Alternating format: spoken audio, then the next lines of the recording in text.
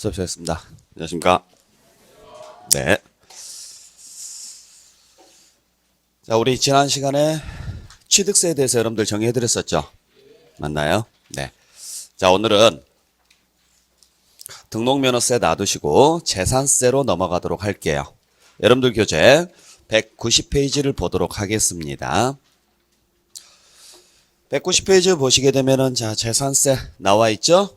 네, 지금부터 정리할 건데 우리가 취득할 때 내는 세금이 취득세 등록면허세였다면 이제 보유하면서 내는 세금이 뭐예요?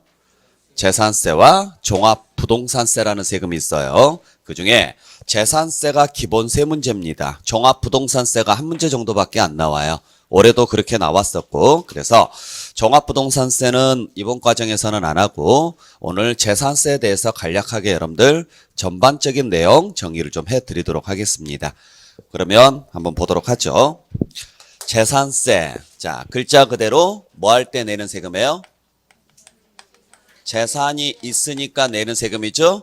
그래서 우리 지난 시간에 배웠던 내용 간단하게 한번 정리해 볼게요. 재산세는 국세다, 지방세다? 지방세입니다. 지방세 중에서도 시나 군이나 구에서 징수하는 세금이에요.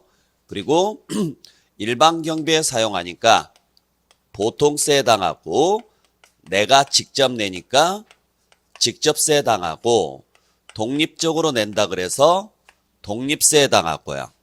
그리고 단순히 보유하면서 낸다 그래서 보유세라고도 이야기하고 대장이 있는 재산에 대해서 낸다 그래서 대장세다. 이런 표현들을 써요. 그냥 그런 게 있어요. 중요한 내용은 아니에요. 그냥 보세요.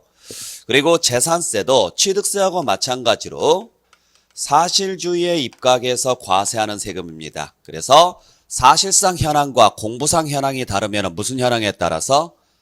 사실, 글자 그대로 사실상 현황에 따라서 과세하는 거예요. 그리고 재산세는 언제 납세무가 성립한다 그랬어요? 6월 1일, 그날은 무슨 날이라고 한다 그랬죠? 과세가 되는 기준일이다. 그래서 과세가 되는 기준일인 6월 1일 날 재산이 있으면 내는 세금이 재산세다. 이해하셨죠? 그리고 성립이 됐으면 확정을 시켜야 되는데 신고하는 세금이다. 정부에서 결정해 주는 세금이다. 정부에서 결정해 주는 세금입니다. 취득세나 등록면허세나 양도소득세처럼 어쩌다 한 번씩 내는 세금은 납세무자가 뭐 해야 되지만 신고해야 되지만 재산세나 종합부동산세처럼 아무 행위 없이 그냥 매년 반복적으로 내는 세금은 우리가 할 게 있다 없다? 없다. 그냥 지자체에서 알아서 다 해줄 것이다. 결정해 준다 그랬죠? 그리고 재산세는 물납제도라든지 분할납부 제도가 있습니다. 재산세부터. 그리고 소액이면 징수를 하지 않겠습니다라는 제도가 있어요. 소액 징수 면제 제도라는 게 있고 그 다음에 재산세를 내게 되면 반드시 추가로 내야 되는 세금이 뭐가 있느냐면 지방교육세라는 세금이 있어요. 그래서 여기까지가 여러분들이 앞으로 배우실 재산세 전체적인 구조예요, 오늘. 그러면 이 내용을 기준으로 해서 자, 다시 한번 정리해 보죠. 재산세라는 세금은 어떤 세금이냐? 재산세는 과세 기준일인 6월 1일 현재 법률에 의해서 열거된 자산을 사실상 소유하고 있으면 매년 내는 세금이 뭐냐면 재산세예요. 그러니까 글자 그대로 뭐 하면 내는 세금이에요? 가지고 있으면 무조건 내야 되는 세금입니다. 단 그게 어느 시점에 재산이 있어야 된다? 6월 1일 날. 그래서 6월 1일을 과세가 되는 기준일이라고 해서 과세 기준일이라고 하고 그날 납세무가 뭐가 된다? 성립이 됩니다. 이해되셨죠? 그래서 단순해요. 그냥 6월 1일 시점에 재산이 있으면 무조건 내는 세금이 재산세인데 모든 재산에 대해서 다 내는 게 아니라 법률에 의해서 열거된 자산에 대해서만 내요. 취득세 시간에도 말씀드렸다시피 열거된 것만 과세하겠다. 바꿔서 말하면 열거되지 아니한 것은 과세한다 안 한다? 안 합니다. 그래서 이것도 역시 외워야 되고 이때 과세 대상 물건을 판단할 때는 무슨 현황에 의해서 판단하느냐면 사실상 현황에 의해서 판단하도록 돼 있어요. 그래서 여러분들 교재 보시면 191페이지에 2번에 보시면 과세대상물 나와 있죠. 1번에 판정 보시면 양가로 1번에 과세대상 물건이 공부상 등재 현황과 사실상 현황이 상이한 경우에는 상이하다 무슨 말이에요? 다르다. 그런 경우에는 무슨 현황에 따라서? 사실상 현황에 따라서 부과합니다. 거기까지만 보시면 될 것 같아요. 그리고 다음 장에 넘겨서 2번에 보시면 자 종류가 나와 있습니다. 종류를 보죠. 종류에 보니까 재산세는 시, 군, 구, 내에 소지하는 토지, 건축물, 주택, 선박, 항공기에 대해서 과세한다. 그래서 우리 재산세 과세 대상이 총 몇 개냐면 5개로 열거돼 있어요. 뭐가 있느냐? 토지라는 게 있고 그 다음에 주택이라는 게 있고 그 다음에 건축물이라는 게 있고요. 그리고 선박이라는 게 있고 그리고 항공기라는 게 있습니다. 여기까지가 재산세 과세 대상 물건이에요. 그대로 암기를 좀 해주셔야 될 것 같아요. 아시겠죠? 그래서 여기에 있는 것들을 여러분들 그대로 보시게 되면 뭐하고 똑같으냐면은 취득세하고 똑같아요. 그러니까 우리가 지난 시간에 취득세 과세 대상이 뭐가 있었느냐면 부동산인 뭐가 있었어요? 토지 건축물이 들어갔죠? 그 다음에 부동산에 준하는 것인 선박도 있었고 항공기도 있었고 기계 장비도 있었고 차량도 있었고요. 임목도 있었죠. 그리고 권리 중에서 취득세가 과세될 수 있는 권리 광어회가 있었죠. 광어권, 어업권, 회원권 그리고 회원권의 종류가 5개가 들어간다 그랬죠. 그리고 어업권하고 관련해서 양식업권이 같이 들어간다 그랬었고요. 여기까지가 우리 지난 시간에 배웠었던 취득세 과세 대상이에요. 기억나세요? 그런 역사가 있었어요. 잘 기억하셔야 돼요. 그 중에서 재산세는 여기까지만 과세가 돼요. 그러니까 취득세가 과세되는 것 안에가 뭐가 들어가 있어요? 재산세 과세 대상이 들어가 있죠. 그러다 보니까 취득세 과세 대상만 정확히 외워놓으면 재산세는 굳이 외울 이유가 없다라는 거예요.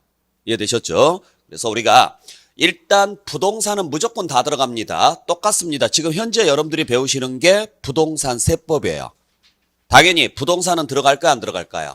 들어갑니다. 문제가 되는 것은 뭐냐면 부동산에 준하는 것 중에서 재산세가 나오는 것은 얘 2개밖에 없다고요. 선박하고 어디까지만? 항공기까지만.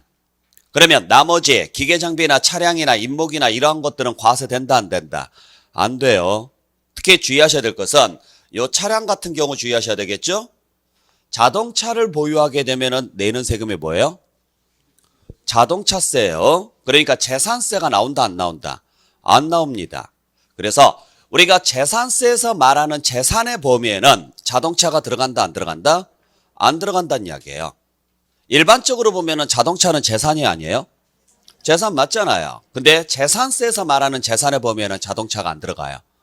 그래서 우리가 재산세 과세 대상 범위에는 당연히 부동산인 토지 건축물은 들어갈 것이고요. 그리고 부동산 외의 것 중에서는 뭐하고 뭐만 들어간다? 선박하고 항공기까지만 들어갈 것이다. 기억해 주시길 부탁드릴게요. 그리고 이때 재산세 과세 대상인 토지 건축물 선박 항공기는 그대로 취득세 과세 대상하고 그 범위가 똑같아요. 취득세에서 과세되는 모든 토지 건축물 선박 항공기는 그대로 어디에서 과세가 된다? 재산세에서 과세가 됩니다. 우리 취득세 시간에 제가 토지는 뭐라고 했었느냐면 모든 토지가 다 들어간다 그랬죠? 즉 지적공부상 등록 대상이 되는 토지뿐만 아니라 그 밖에 이용되고 있는 무슨 토지까지요? 사실상 토지까지 재산세에서도 그대로 과세가 된다 그렇게 보시면 돼요. 그래서 우리가 지적공부상 등록 대상이 되는 토지라는 것은 뭘 말한다 그랬어요?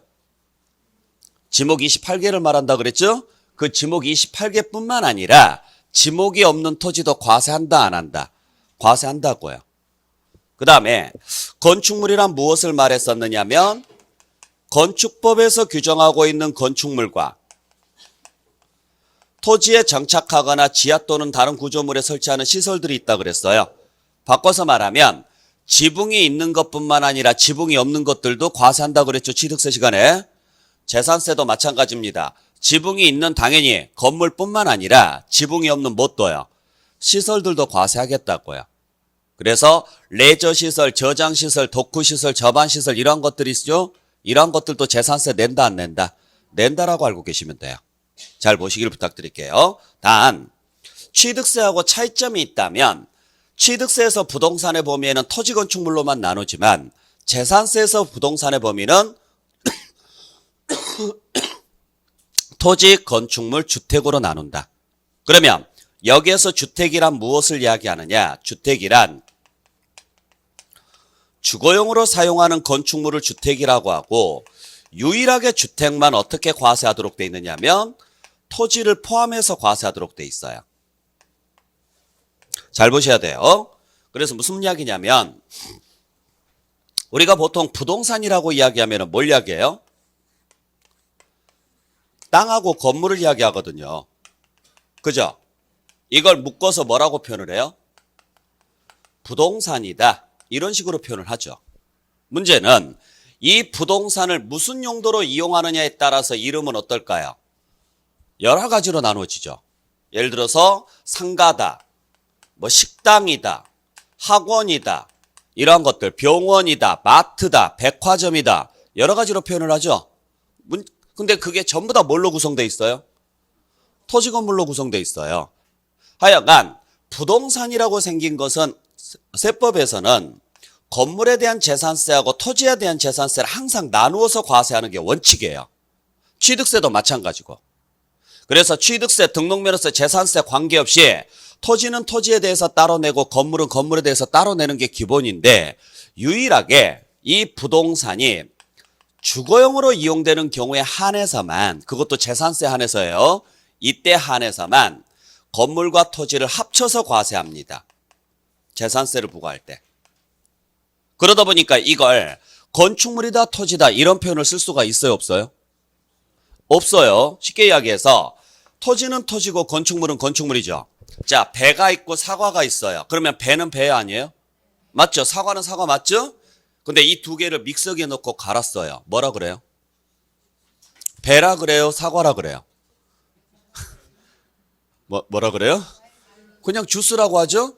배라고도 안 합니다. 사과라고도 안 합니다. 왜? 두 개를 넣고 갈아버렸기 때문에. 마찬가지예요. 토지 건물을 그냥 이렇게 띄워놓고 보면 토지고 건물인데 이걸 믹서기에 넣고 갈았어요. 그러면 토지나 건물이라는 표현을 써요 안 써요? 안 써요. 그래서 이걸 뭐라고 할까 고민한 끝에 그냥 용도대로 쓰자 그래서 얘를 주택이라고 하는 거예요. 이해되셨어요? 자, 그러다 보니까 부동산에 대한 재산세는 종류는 세 가지입니다. 건물분 재산세, 토지분 재산세, 주택분 재산세에서 총 몇 개가 나와요? 3개가 나와요. 만약에 여러분들께서 재산세 고지서를 받았다. 근데 주택이라고 고지서가 왔다. 그러면 그 부동산은 무슨 용도고요? 주거용이고 항상 건물하고 토지를 뭐해서 합해서 나왔을 것이다 라고 알고 계셔야 돼요. 만약에 여러분들이 받으신 고지서가 건물분 재산세다, 토지분 재산세다 이런 식으로 고지서가 왔다. 오늘 고지서 가져오셨어요? 가져오라 그랬죠. 네. 봐보세요. 만약에 내가 지금 받은 고지서가 토지다 건축물이다라고 만약에 적혀서 왔다면 그건 주택이다 아니다. 아닌 거예요. 이해되셨죠? 그래서 부동산 자체는 딱 2개로 나눠요. 주택입니까? 아닙니까? 저는 주택인데요. 그러면 당신 것은 토지 건물 묶어서 주택분으로 고지하겠습니다. 저 주택 아니에요. 그러면 건물분 따로 토지분 따로 고지하겠습니다. 이렇게 가요. 항상 고지서 자체가 주택이냐 토지냐 건축물이냐 이걸 구분을 잘 해주시길 부탁드릴게요. 그래서 유일하게 모든 부동산은 다 토지 건축물로 과세하는 게 원칙이지만 뭐에 한해서만 주택에 한해서만 토지 건물을 묶어서 과세하는 거예요. 그 이유는 조금 이따가 말씀드릴 테니까 일단 그렇게 알고 계시고요. 그래서 여기까지가 여러분들이 보셔야 될 과세 대상 물건인데 이때 하나 주의하셔야 될 게 있어요. 지방세는 우리 첫 번째 시간에 배웠었던 내용 중에 지방세는 사람 중심으로 계산한다, 물건 중심으로 계산한다. 기억나세요? 뭐 별로 계산한다? 물건 중심으로 계산한다 그랬죠? 그래서 지방세는 물세가 원칙이라 그랬어요. 국세는 사람 중심으로 계산하니까 인세가 원칙이고요.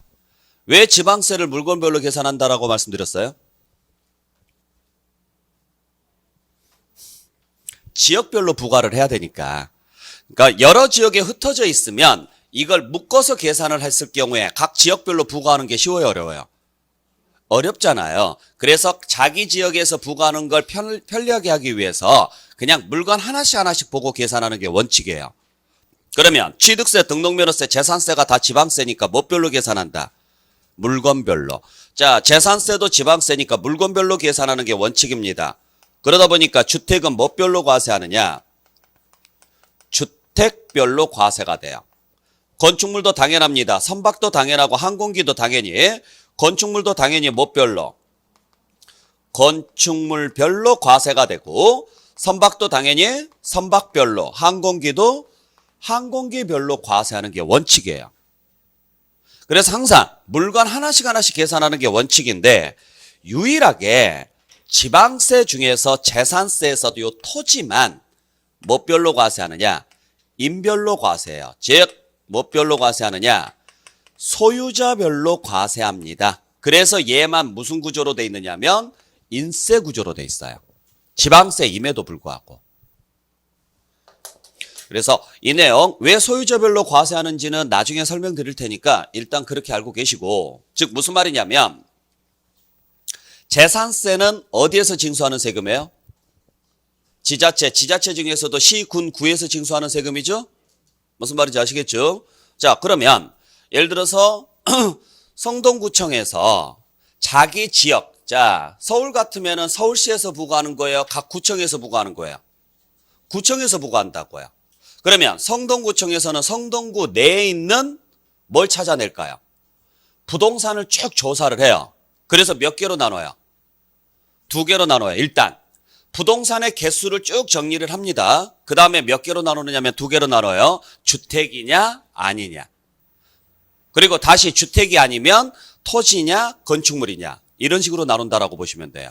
그래서 봤더니 성동구 내에 있는 주택이 여러 개가 있겠죠.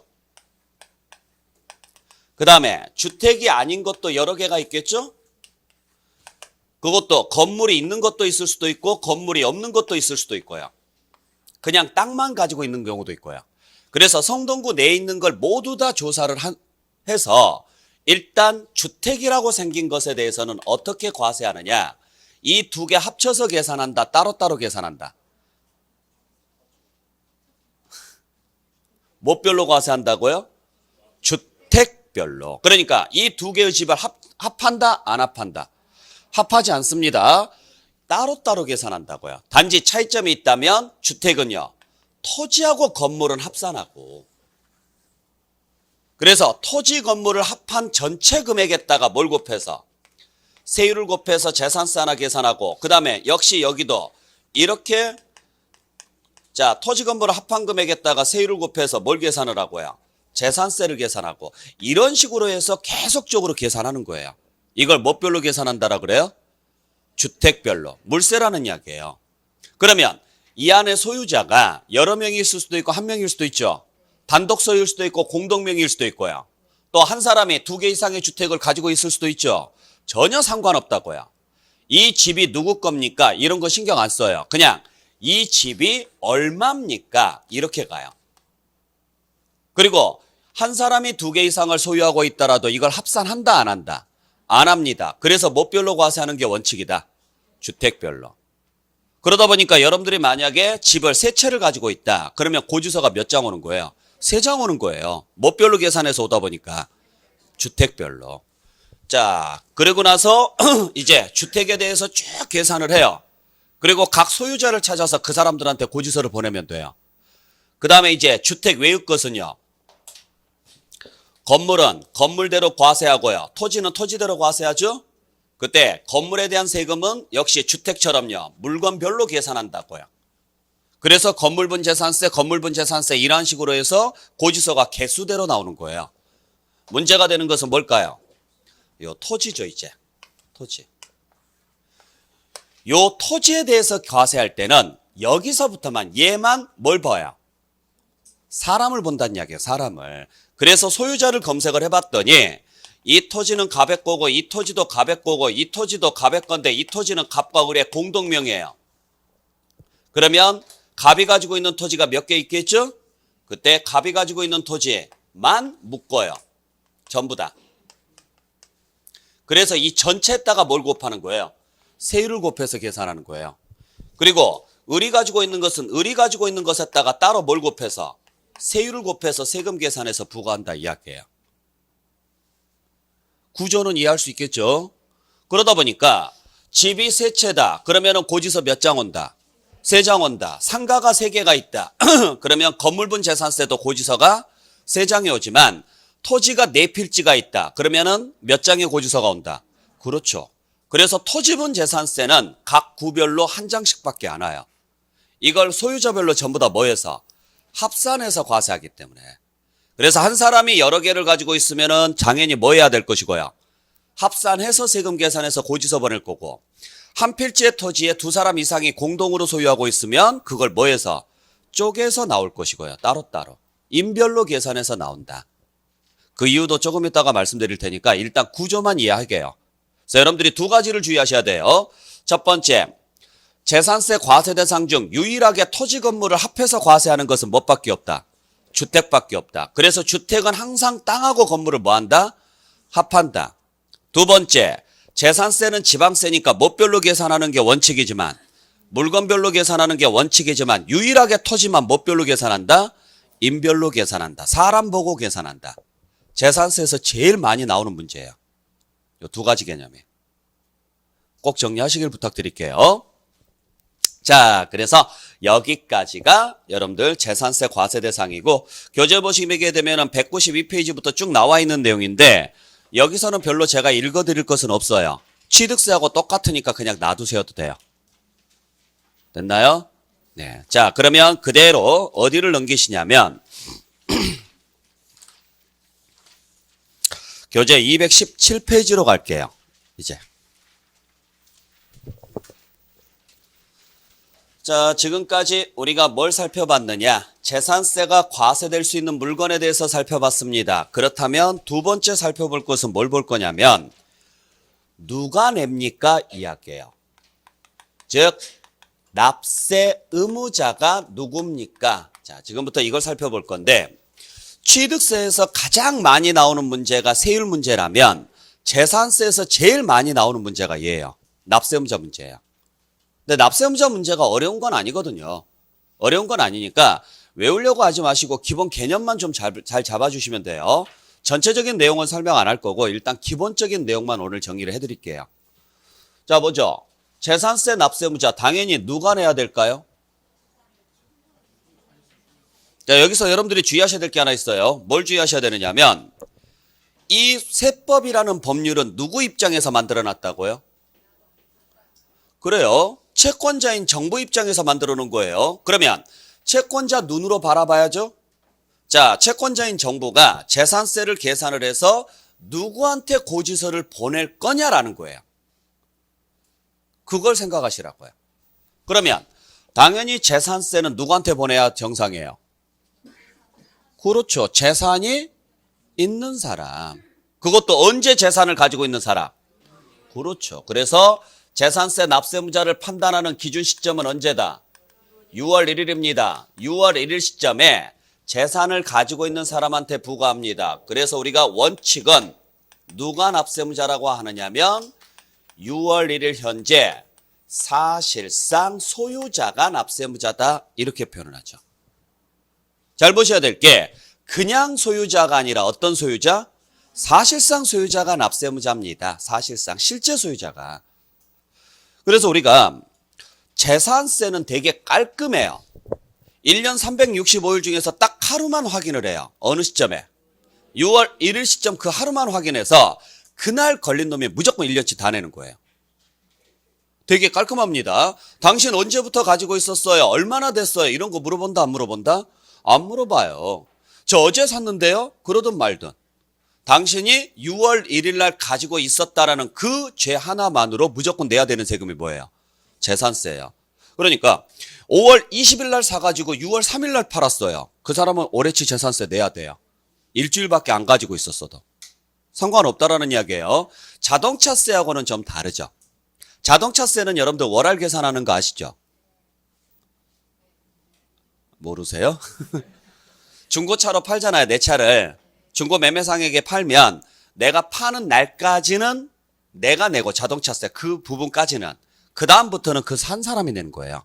근데 재산세는 그런 거 없어요. 그냥 깔끔하게 갑시다. 뭐 월할 계산하고 일할 계산하고 이런 거 뭐하러 합니까? 그냥 6월 1일 시점에 소유자가 무조건 1년치 다 내는 것으로 갑시다. 이렇게 가요. 이게 시험 문제예요, 실제로. 그러다 보니까 우리가 만약에 거래를 했었을 때 처음에 말씀드렸던 것처럼 6월 1일 이전에 거래가 이루어졌다. 그러면 6월 1일 시점의 소유자는 당연히 누구예요? 거래가 이루어졌어요. 그러면 매도자가 있을 것이고 매수자가 있겠잖아요. 그러면 6월 1일 이전에 거래가 이루어졌으면 6월 1일 시점의 소유자는 누구예요? 그렇죠. 그러니까 올해 재산세 납세음자는 매수자가 되는 거죠. 만약에 6월 1일 이후에 거래가 이루어졌다. 그러면 6월 1일 시점의 소유자는 누구예요? 그렇죠. 그러니까 올해 재산세 납세음자는 누구다? 매도자가 되는 거죠. 아시겠죠? 그래서 우리가 매매 거래가 이루어졌다. 예를 들어서 매매 거래가 이루어졌을 때 6월 1일 이전에 거래가 이루어졌으면 6월 1일 시점의 소유자는 누구다? 매수자입니다. 매수자가 납세음자죠? 자, 6월 1일을 기준으로 해서 6월 1일 전에 갑이 을에게 팔았어요. 그러면 6월 1일 시점의 소유자는 누구냐고요? 갑이 을에게 팔았는데 갑이 소유자예요? 을이 소유자죠. 그러니까 재산세는 누가 내야 돼요? 을한테 고지서가 간다고요. 자, 6월 1일 이후에 갑이 을에게 팔았어요. 그러면 6월 1일 시점의 소유자는 누구예요? 그렇죠. 그러니까 매도자가 납세음자가 되는 거죠. 매도자가. 이해되시겠어요? 그래서 우리가 거래를 할 때 보통 6월 1일 시점을 기준으로 해서 잔금이 치러지게 된다면 매도자 입장에서는 6월 1일 이전에 잔금을 치르려고 할 것이고요. 잔금 거래를 하려고 할 것이고 매수자 입장에서는요. 6월 1일 이후에 잔금을 치르려고 하겠죠. 매수자 입장에서는 6월 1일 이후에 거래를 해야 뭐가 돼요?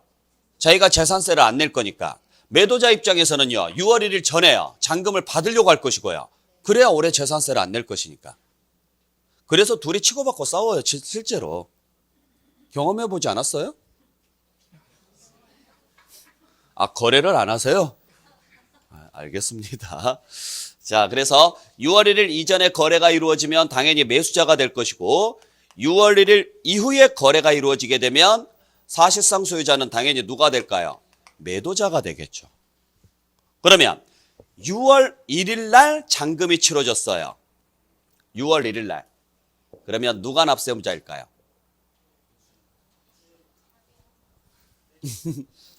자, 1번 매도자, 2번 매수자, 3번 반반씩, 4번 합의. 5번은 모르겠다.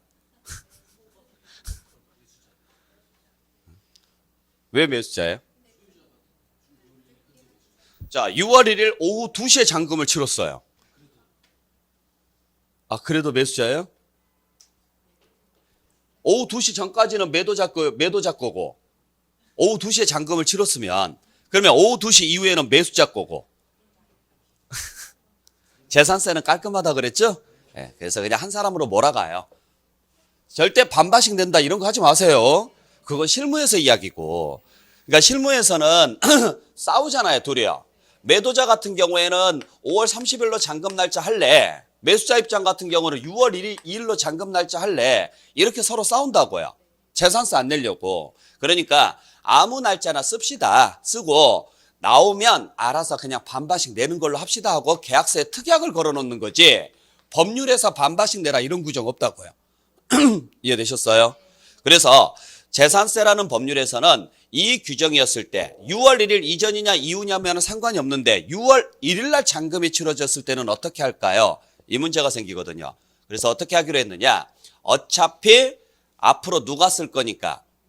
그렇죠? 그래서 매수자 당신이 사용할 거니까 그냥 매수자 당신이 내는 걸로 합시다 하고 아예 법률로 정해놨어요. 그게 여러분들 오른쪽에 나와 있는 내용이에요. 그래서 3절에 납세음자 보죠. 납세음자 보시면은 일반적인 경우 재산세 과세 기준일 현재 토지 건축물 주택 선박 항공기를 뭐하고 있는 자는 사실상 소유하고 있는 자는 재산세를 납부할 의무가 있다. 됐나요? 그리고 그 오른쪽에 심화학습에 보세요. 심화학습에 보시면 과세 기준일 현재 소유자 해가지고 쭉 해서 밑에 1번 보세요. 6월 1일 이전에 양도 양수가 됐으면 누가 납세무자? 양수인. 6월 1일 이후에 양도 양수가 됐으면 양도인인데 6월 1일에 양도 양수가 됐으면 그냥 앞으로 누가 쓸 거다? 취득자가 쓸 거다. 그래서 그 양수인을 납세무자로 지정을 해놨다고요. 그렇게 알고 계시면 돼요. 자, 그래서 재산세 납세무자는 6월 1일 시점에 누가 납세무자? 사실상 소유자입니다. 자, 근데 여기서 문제가 하나 있죠. 그 소유자가 2명 이상일 때가 있어요. 그걸 무슨 재산이라고 하느냐면 공유재산이라 그래요. 그러면 공유재산이면 누구를 납세무자로 할 것이냐? 여러 가지 경우의 수가 있겠죠? 근데 재산세는 깔끔하다 그랬어요. 그래서 자기 지분대로만 내요. 내 몫은 내가 낼 테니까 네 몫은 네가 내. 이런 구조로 가요. 그래서 누가 납세무자가 되느냐면 지분권자가 납세무자입니다. 무슨 말인지 아시겠어요? 자, 그래서 우리가 한번 보죠. 건물이 있어요. 상가 건물이 있는데 이 상가 건물이 10억짜리라고 할게요. 근데 이 건물에 대해서 소유자를 확인해 보니까 갑과 을의 공동명의예요. 지분을 보니까 60% 대 40% 지분으로 지금 되어 있습니다. 그러면 세금을 계산하는 방법은 두 가지가 있습니다. 첫 번째는 10억에다가 세율 곱해가지고 세금 계산하는 방식 하나. 됐나요? 두 번째는 자, 갑의 몫은 60%니까 10억에 60%인 얼마? 6억에다가 세율 곱해가지고 세금 계산하고 을의 몫은 40%니까 4억이죠. 4억에다가 세율 곱해가지고 세금 계산하는 방식. 요 두 가지 방식이 있어요. 차이점 아시겠어요? 그러면 이 경우 같은 경우에는 A 방식을 쓸까요? B 방식을 쓸까요? 왜? 오픈 테스트. 적어놓고 물어보잖아요, 지금요. 일단 제일 먼저 여러분들 뭐부터 판단해야 돼요? 어디에 들어가는지부터 판단해 주셔야죠. 어디에 들어가요, 지금 이거요? 그러니까 얘가 어디에 들어가냐고요? 그래요, 건축물 쪽에 들어가죠. 제가 상가 건물이라고 적어놨잖아요. 그러면 어디에 들어가요? 자, 주택입니까? 아닙니까? 아니에요. 그러면 주택에는 안 들어가죠? 그러면 토지 건축물로 과세가 될 것이고 제가 건물이라고 단서를 줬으니까 당연히 뭐예요? 건축물 쪽에 들어가죠. 그러면 건축물은 사람 보고 계산해요? 물건 보고 계산해요?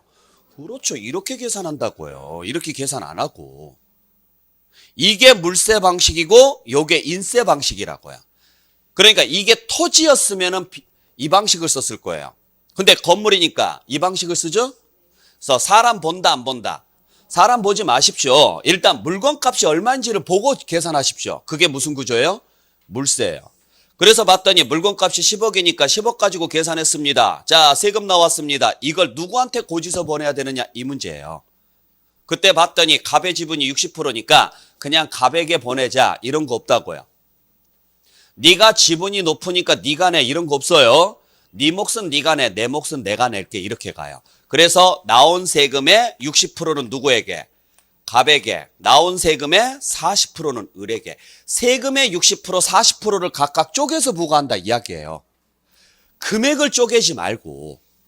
그러니까 요 앞에 나와 있는 금액을 우리는 뭐라고 해요? 과세 표준이라고 하죠. 이걸 쪼개면 안 돼요. 이걸 쪼개지 말고 계산은 그냥 뭐 보고 계산하고 물건 보고 계산을 하고 이제 나온 세금을 지분별로 쪼개서요. 그래서 각자 그 사람들에게 보내면 돼요. 그러다 보니까 나한테 온 것에 대해서는 내가 내면 되죠?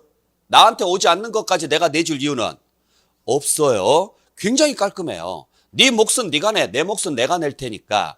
그래서 우리가 재산세에서 절대 나올 수 없는 말 중에 하나가 뭐냐면 연대납세무예요. 내가 같이 내줄게 이런 구조 있다 없다? 없습니다. 꼭 기억하시길 부탁드릴게요. 이게 서로 부부여도 그런 거 없어요. 그냥 네 건 네가 내, 내 건 내가 낼 테니까. 아시겠나요? 나 돈 없어. 그러니까 네가 좀 대신 내줘. 그러든 말든 그건 네가 알아서 해. 이런 식으로 가야 돼요. 서로 도와준다, 안 도와준다? 안 도와줘요. 그러니까 세금 자체는 굉장히 이기적이라고 생각을 해야 돼요. 나만 살면 돼요. 네가 죽든 말든 그런 거 신경 쓴다, 안 쓴다? 안 써요. 공부할 때 또 진짜로 또 그 집에 가가지고 네가 죽든 말든 나는 몰라 이러지 마시고. 이해되셨죠? 꼭 이런 거 설명하면 저를 이상한 사람으로 보는데 그러지 마세요. 근데 이걸 지분권자라고 해요. 문제는 이렇게 지분별로 과세하려면 뭐가 있어야 될까요? 지분이 있어야 되겠죠? 근데 봤더니 지분이 없어요. 그러면 어떻게 과세가 될까? 그때는 그냥 n분의 1로 가요. n분의 1. 그러니까 2명이니까요. 2분의 1씩 간다라고 보시면 돼요. 나온 세금에. 만약에 3명이면 3분의 1씩, 4명이면 4분의 1씩 이런 식으로 부과를 한다라고 보시면 되겠죠.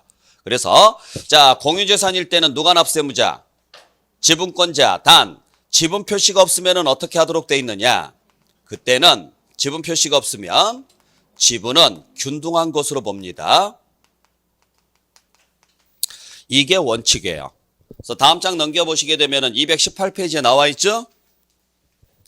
양가로 2번에 보시게 되면 자, 공유재산이 나와 있는데 재산세 과세 기준일 현재 토지건축물 주택 선박 항공기를 뭐한 경우에는 공유한 경우에는 세 번째 줄 끝에요. 누구를 납세무자로 한다?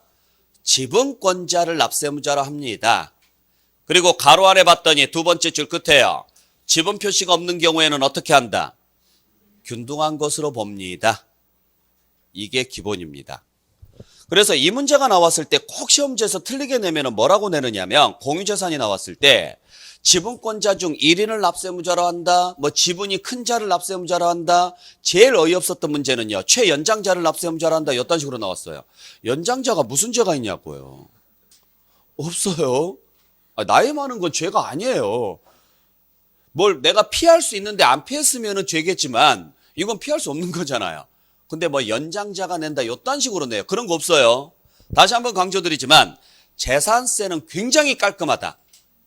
네 건 네가 내, 내 건 내가 낼 테니까. 누가 한 사람이 총대 매는 경우 있다 없다? 없다. 반드시 기억을 해주시길 부탁드릴게요. 자, 그래서 여기까지가 재산세 납세무자인데 자, 문제가 하나 있습니다. 원칙이 있으면 당연히 뭐가 있을까요? 예외가 있겠죠. 자, 예외가 문제예요. 예외가. 그래서 지금부터 예외를 설명을 드릴 건데 잘 들으세요. 첫 번째, 예외가 여러 가지가 있는데 그중에 몇 가지만 설명드릴게요. 소유권 변동 사유가 발생을 했어요. 즉 매매나 증여 등의 사유가 발생을 했다 이렇게 보시면 되죠. 그 결과로 6월 1일 현재 사실상 소유자와 공부상 소유자가 달라져요. 사실상 소유자와 공부상 소유자가 달라집니다. 그러면 고지서는 누구한테 보내야 돼요? 당연히 사실상 소유자한테 고지서가 가야 돼요. 그런데 이 사실을 뭐 하지 않았느냐면 신고하지 않았어요. 그래서 누가 확인이 안 되느냐면 사실상 소유자가 확인이 안 돼요. 그러면 이때는 누구한테 고지서 보내느냐? 어쩔 수 없지 않느냐? 그래서 이때 한해서만 공부상 소유자한테 고지서가 갑니다. 자, 그래서 우리 공부상 소유자를 납세무자라는 경우가 있다 없다? 있다. 어떤 경우냐? 뭐 하지 않았을 때냐면 신고하지 않았을 때 요 단서 조항이 꼭 들어가야 돼요. 뭐 하지 않았을 때만? 신고하지 않았을 때만이에요. 그래서 이런 이야기예요.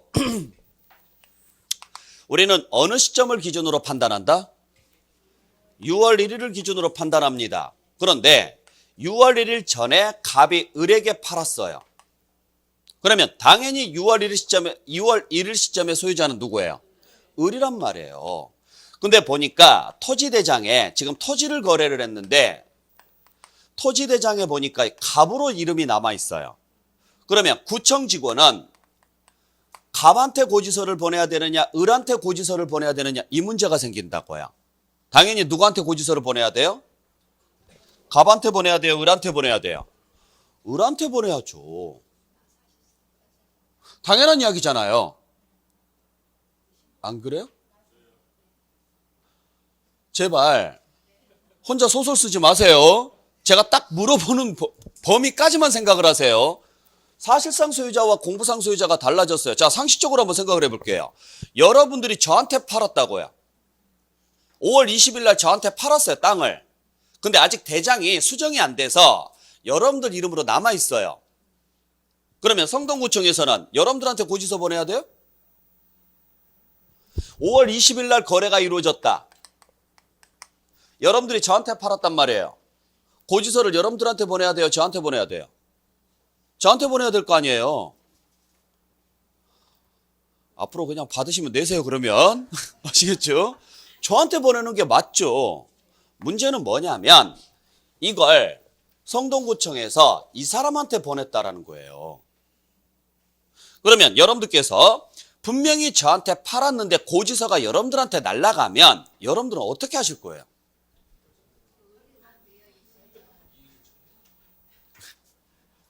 자, 재산세가 한 3천만 원 나왔어요. 여러분들한테 뭐 한 20만 원 그러면 신경도 안 쓸 것 같으니까 재산세가 한 3천만 원 나왔는데 여러분들이 저한테 팔았어요. 근데 고지서가 여러분들한테 가면 여러분들 어떻게 하실 거냐고요? 이의 신청해요? 뭐라고 이의 신청해요? 참고로 여러분들 고지서 언제 오는지 아세요? 7월 달에 와요. 그러면 7월 달에 고지서 오면 그 고지서 들고 여러분들이 구청 가서 뭐라고 할 건데요? 잘못 왔다고? 잘못 왔다고? 그러면 왜 잘못 왔는지 물어보면요. 그렇게 곱게 이야기할 것 같아요? 안 그래요. 보통 보면 뭐라고 하느냐면 쫓아가서 난리를 치죠. 니들이 내가 낸 세금으로 월급 받아 처먹으면서 일을 이따구로 하느냐 마느냐 어쩌면 저쩌면 하면서요. 난리 나요. 그게 되게 민원이 많이 들어갔었어요. 근데 문제가 생기는 게 뭐냐. 구청 직원이 잘못한 게 있냐 이거예요. 없죠? 만약에 이 사실을 만약에 확인을 하려면 뭐였어야 돼요? 6월 1일 날 집집마다 쫓아다니면서 뭐 해야 돼요? 대장 들고 다니면서 이거 당신 거 맞아요? 이거 당신 거 맞아요? 이거 확인하고 돌아다녀야 돼요. 더더욱 문제가 되는 것은 여기에 건물을 가지고 있는데 그 사람이 제주도에 살아요. 뭐 해야 돼요? 제주도까지 가서 그걸 확인을 해야 돼요. 그걸 안 한 구청 직원의 잘못이다 아니다? 아니라는 거예요. 인력이 그 정도 안 돼요. 그런데 그 사실을 모르고 이 사실을 몰랐어요. 구청에서는 알 리가 없잖아요. 그래서 누구한테 고지서 보냈느냐?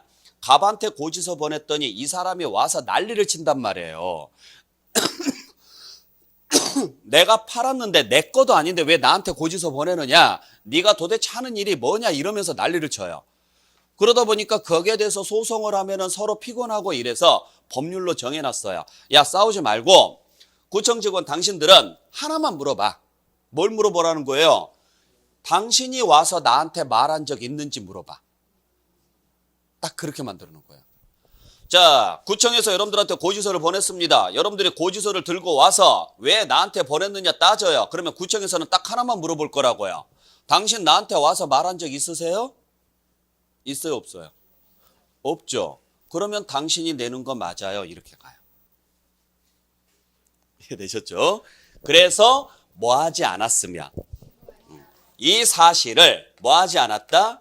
신고하지 않으면 구청에서는 다르다, 모른다. 모른다라는 거예요. 모른다. 모르니까 누구한테 고지서를 보낸다? 공부상 소유자, 즉 장부상 소유자한테 고지서 보낸다고요. 그러면 뭐죠? 다르다 이렇게 표현을 써요. 다른 경우. 다르다라는 말을 썼다라는 이야기는 안다, 모른다. 안다라는 이야기예요. 한글입니다. 잘 보세요. 여러분들 다르다라는 표현을 쓰려면 비교 대상을 알아야 돼요, 몰라야 돼요? 너희 부모 많이 닮았구나. 엄마 많이 닮았구나. 아빠 많이 닮았구나. 이런 이야기 할 때요. 내가 엄마 아빠를 얼굴을 다 알면 애기한테요. 누구 닮았나 이런 이야기 하죠? 근데 전혀 아빠를 안 봤어요. 엄마를 안 봤던가. 한 사람밖에 안 봤어요. 그러면요. 대놓고요. 엄마 닮지 않았으니까 아빠 닮았네. 이런 이야기 해요? 그냥 아빠 닮았겠지라고 속으로 생각했다가 괜히 말해가지고요. 아빠가 아니면 골치 아파져요. 솔직히 그러잖아요. 그래서 말하는 게 되게 조심스럽잖아요. 자, 내가 이 두 개를 알아야지만 뭐 할 수 있어요. 이게 어디가 다르고 어디가 똑같다 이런 표현을 써요. 근데 아예 하나를 아예 몰라요. 그러면 다르다 똑같다 이런 말을 써요, 안 써요? 안 써요. 그러니까 다르다라는 표현을 썼다라는 이야기는 이미 두 사람을 알고 있다, 모르고 있다. 알고 있다라는 거예요. 단지 장부가 고쳐지지 않았을 뿐이에요. 장부가 고쳐지지 않았는데 거래가 됐다라는 사실을 알고 있다라는 거죠. 그러면 고지서는 당연히 누구한테 날아가야 돼요? 사실상 소유자한테 날아가야죠. 잘 기억하셔야 돼요. 그래서 시험지에 나올 때 소유권 변동으로 인해서 매매 등의 사유로 인해서 소유권이 변동됐다. 근데 그 결과로 6월 1일 현재 사실상 소유자와 공부상 소유자가 달라진 경우에는 이렇게 문제가 나와요. 그때는 당연히 누가 납세의무자? 사실상 소유자가 납세의무자라고요. 사실상 소유자가. 근데 이 사실을 뭐 하지 않았으면, 신고하지 않아서 모른다면 그때는 누가 납세의무자다? 공부상 소유자가 납세의무자예요. 그러면 여기서 우리가 한 가지 봐야 될 게, 항상 법률은 원칙이 있고 예외가 있거든요. 단서는 원칙에 붙을까요? 예외에 붙을까요? 단서. 당연히 예외에 붙어요. 경우의 수가 많은 게 원칙일까요? 경우의 수가 적은 게 원칙일까요? 자, 이런 경우가 있어요. A를 써야 되는 경우가 있어요. A를 써야 되는 경우가 한 3,000개 정도 돼요. 근데 B를 쓰는 경우가 한 6개 정도 돼요. 그러면 A를 원칙으로 잡을래요? B를 원칙으로 잡을래요? 버스를 타야 되는 경우가 3,000개 정도 사유가 있어요. 예를 들어서. 근데 택시를 타야 되는 사유가 한 6개밖에 없어요. 법률상. 예를 들어서. 그러면 버스 타는 걸 원칙으로 하실래요? 택시 타는 걸 원칙으로 하실래요? 상식적으로 생각해 보세요. 3,000개 단서를 쓰는 게 좋아요? 6개 단서를 쓰는 게 좋아요? 당연한 이야기죠. 그러면 이 많은 걸 쓸 필요 없다. 이 경우만 아니면 무조건 이거 해라. 그래서 원칙에는 단서가 안 붙어요. 어디에만 단서가 붙어요? 그리고 예외에는 단서가 붙으면서 그 단서가 몇 개 안 된다고요. 그 단서가 이거라고요. 그러면 이 말이 없으면 뭐 한 거예요? 신고가 된 거라고요. 한글 문제라니까요. 신고하지 않았다의 반대는 뭐예요? 그러니까 문제 자체에서 신고를 했다라는 말이 안 나와요. 신고 안 했다라는 말도 안 나와요. 아무 말도 없어요. 그냥 소유권 변동이 됐습니다만 나와요. 더 이상 다른 말이 없어요. 그러면 신고된 거예요, 안 된 거예요? 된 거라고 알고 계시라고요. 원칙을 만들어 놓고 예외를 만들어 놓은 이유는 항상 이것 때문에 만들어 놔요. 그래서 우리가 원칙에는 단서가 없어요. 그러다 보니까 뭘 알아야 돼요? 예외를 알아야 돼요. 예외에서 쓰이는 단서 조항을 알아야 돼요. 그 단서 조항에만 해당하지 않으면 내가 무슨 짓을 하더라도 원칙을 적용해야 되는 거예요. 무슨 말인지 아시겠나요? 그 예외적인 단서가 이거라고요. 그러니까 뭐 하지 않았으면, 신고하지 않아서 사실상 소유자를 모르면 그때는 누구한테 고지서가 간다? 공부상 소유자. 그러면 공부상 소유자는 뭐 하라는 거예요? 신고하라는 거예요. 그러니까 갑이 을에게 팔았다. 누가 신고를 해야 돼요?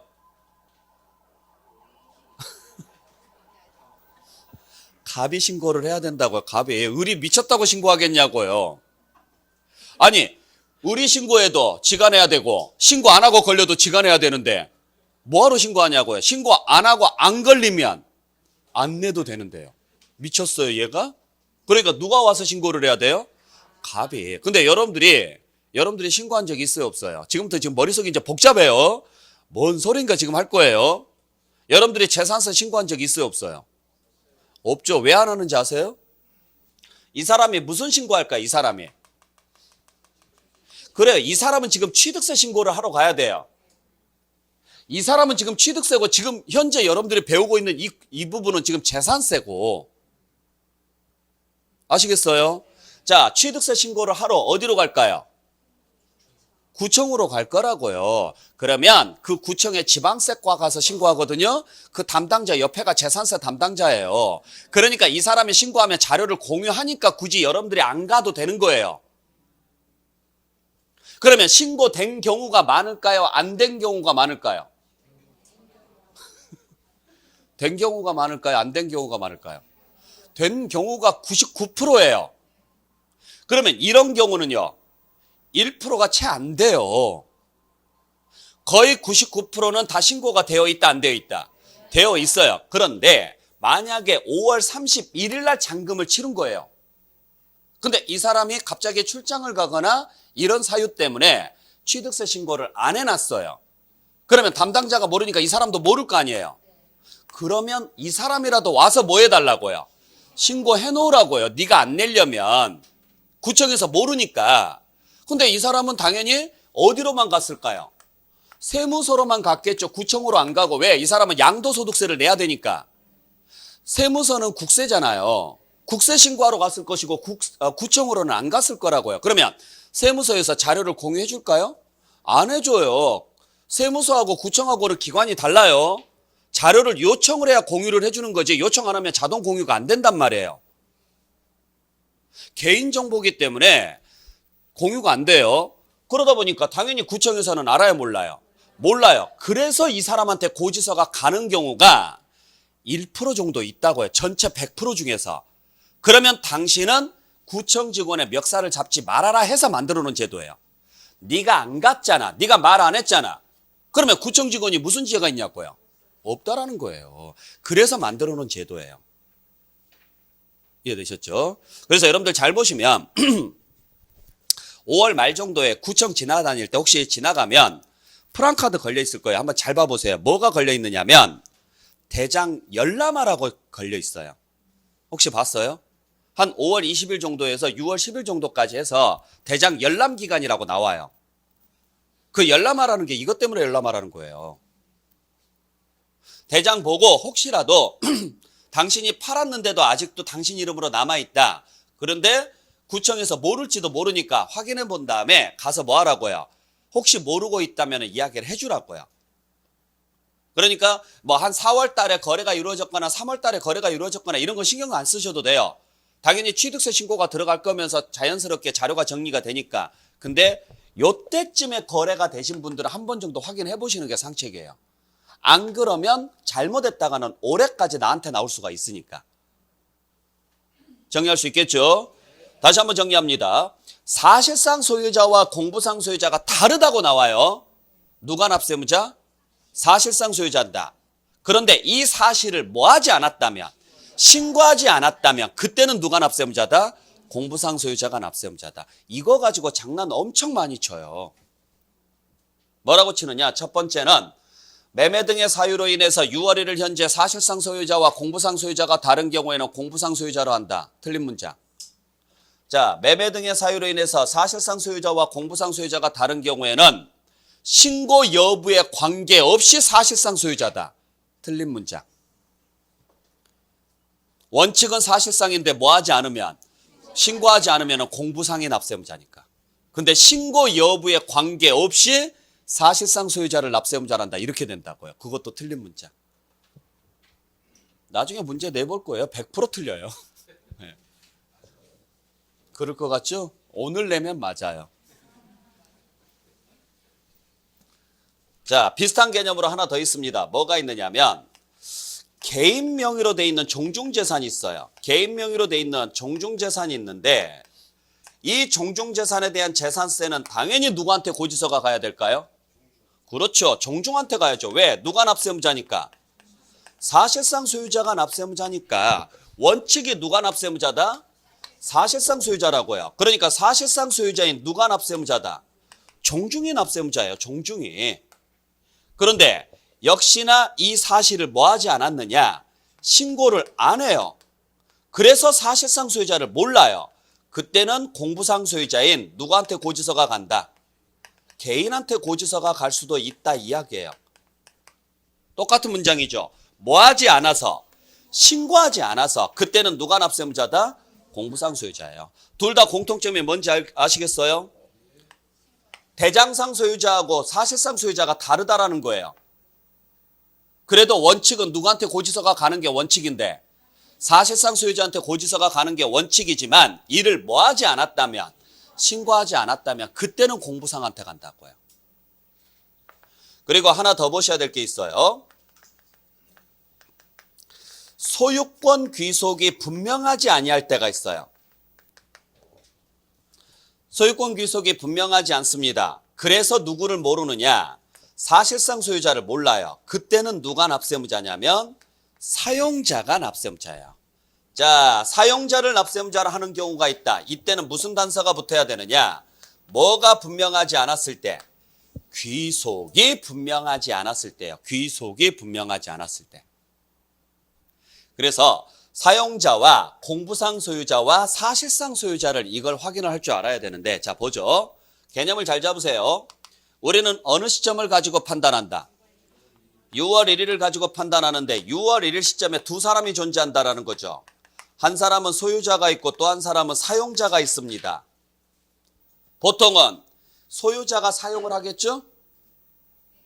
안 그래요? 그죠? 근데 소유자하고 사용자가 다를 수가 있다고요. 그러면 고지서는 누구한테 보내야 된다? 여러분들 이 경우가 어떤 경우인지 아세요? 임대차잖아요. 자, 임대인이 있고 임차인이 있잖아요. 그러면은 임대인이 자기 건물 써요? 아니잖아요. 임대계약이면 임대인이 소유자고요. 임차인이 사용자죠. 재산세 누가 내야 되냐고요.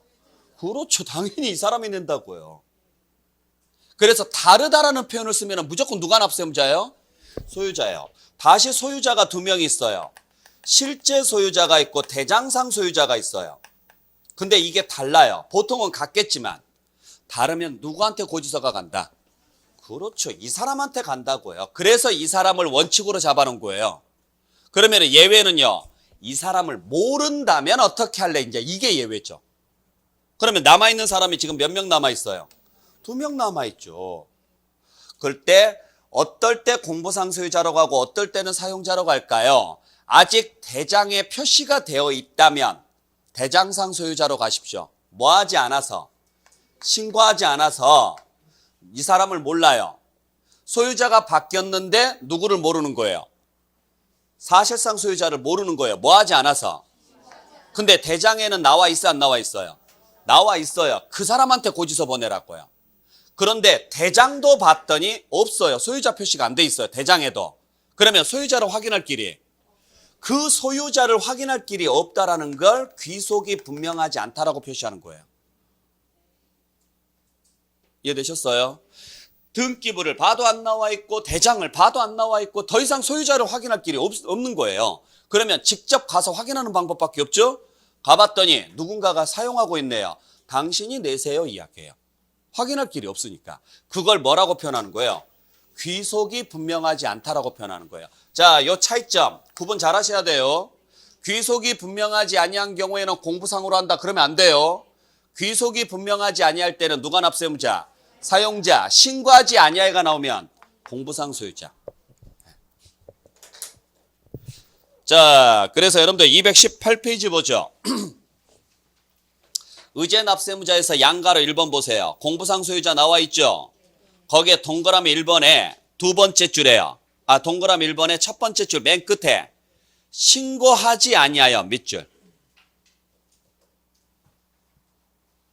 또 동그라미 2번에 두 번째 줄에요. 신고하지 아니하였을 때 밑줄. 요 단서가 들어갈 때는 무조건 누가 납세무자다? 공부상 소유자가 납세무자라고 해요. 공부상 소유자가 되려면, 공부상 소유자가 납세무자가 되려면 반드시 무슨 단서가 붙어야 돼요? 신고하지 아니하여. 이 단서가 반드시 들어가야 돼요. 나중에 문제 풀 때 이거 가지고 문제 풀 거예요. 자, 문제 보죠. 맨 끝에 누가 나왔습니까? 공부상 소유자가 나왔습니다. 그러면 앞에 가서 신고하지 아니하여가 있는지 없는지 확인하십시오. 이렇게 문제를 풀 거라고요. 단서 조항 잘 보시고 다음 장에 넘겨볼게요. 양가로 6번 보세요. 자, 6번 봤더니 동그라미 1번에 첫 번째 줄에요. 귀속이 분명하지 아니하여 밑줄. 이 말이 나옵니다. 무슨 단서? 귀속이 분명하지 아니에요. 이 말이 나왔을 때는 누가 납세의무자? 사용자가 납세의무자라고 해요. 사용자. 두 번째 줄에 보면 사용자라고 나와 있죠. 사용자가 재산세를 납부할 의무를 진다. 그래서 요 두 사람을 꼭 구분해낼 줄 알아야 돼요. 그래서 원칙은 누가 납세의무자다? 사실상 소유자가 납세의무자다. 단 사실상 소유자가 확인 안 되면 공부상 소유자 또는 사용자를 납세의무자라는 경우가 있다. 그때 공부상 소유자가 납세의무자가 되려면 무슨 단서가 붙어야 되고 신고하지 아니하여. 사용자가 납세의무자가 되려면 귀속이 분명하지 아니하여. 요것만 알아도 굉장히 돈 많이 될 거예요. 이 정도만 정리하겠습니다. 자, 일단 여기까지 정리하시고 잠시 쉬었다가 계속 이어서 갈게요. 지우지 마세요.